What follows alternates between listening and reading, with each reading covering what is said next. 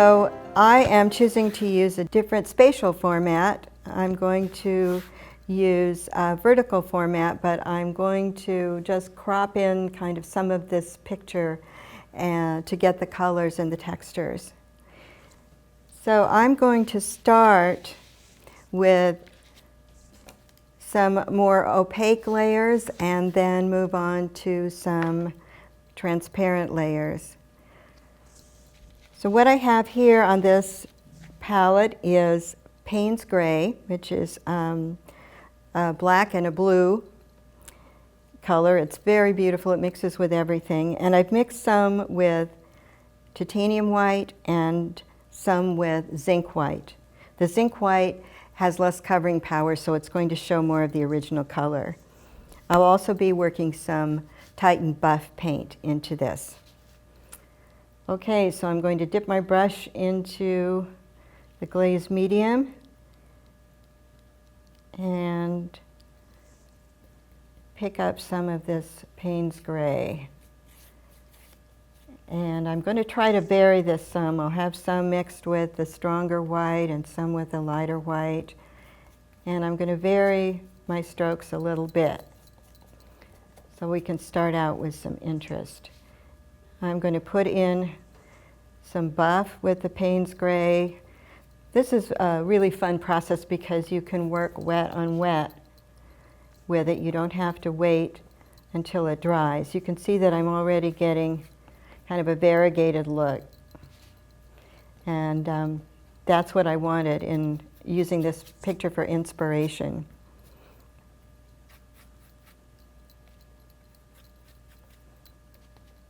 So I'm going to have a fairly low horizon line here. You can use a low or a high one. And this is not going to be a realistic replication of the photo. The photo is simply for inspiration only. And I also liked not only the color and the line of this picture, but I like the kind of Wabi Sabi feel. It's a kind of solitary and peaceful. Okay, so before this dries up here, I'm going to take my sea sponge and experiment with bringing in some texture and some more variety. If you want kind of a cloudy, overcast effect, I find it works a lot better to be kind of random and take up some of the paint and rub some of it in rather than trying, say, to paint a cloud. Okay, that's kind of a nice feel.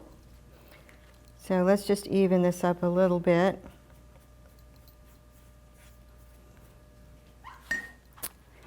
And now I'm going to move on to what suggests mountains to me. I'm going to mix a little orange, a little transparent red oxide, and a little nickel azo color. And add in some Payne's Gray. And it's kind of nice when you're adding in a new color to include some of what was in the previous layer, and that really ties things together.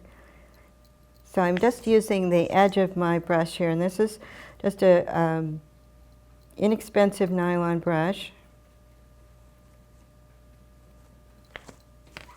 And I'm going to take some of this up again.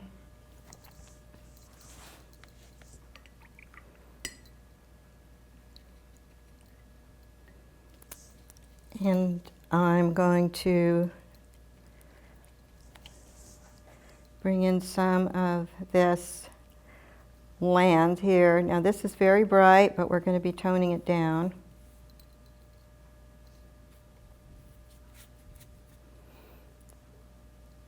So I'm laying this on with the paint and the glaze medium.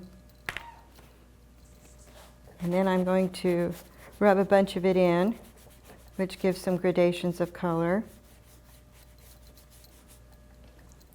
And take a paper towel and rub it in some more.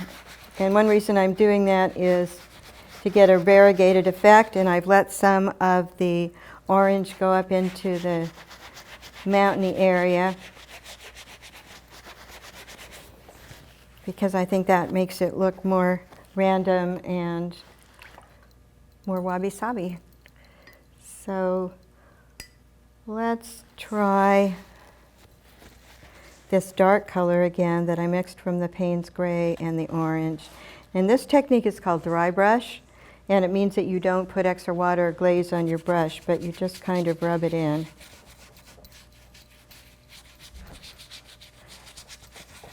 So while I'm doing this, I'm seeing that this is a little bit darker than I want, but I like some of that, so I'm going to bring in a mixture of the buff and the orange now, and I'm just going to kind of keep playing with it until I get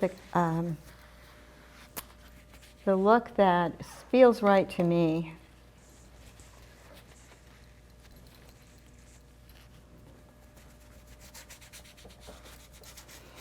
There, now the orange still shows through, but it's also softened and muted by these other color mixtures that I'm putting in.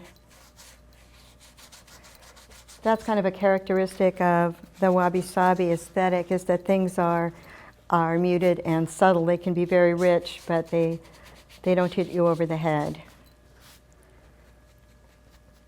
Okay. So I think at this point I'm just going to add some emphasis under these mountain areas. And bring this one up a little bit for a focal point. And put this aside for a minute to dry. And while it's drying, I'll come over to this one. I've got a head start on this one.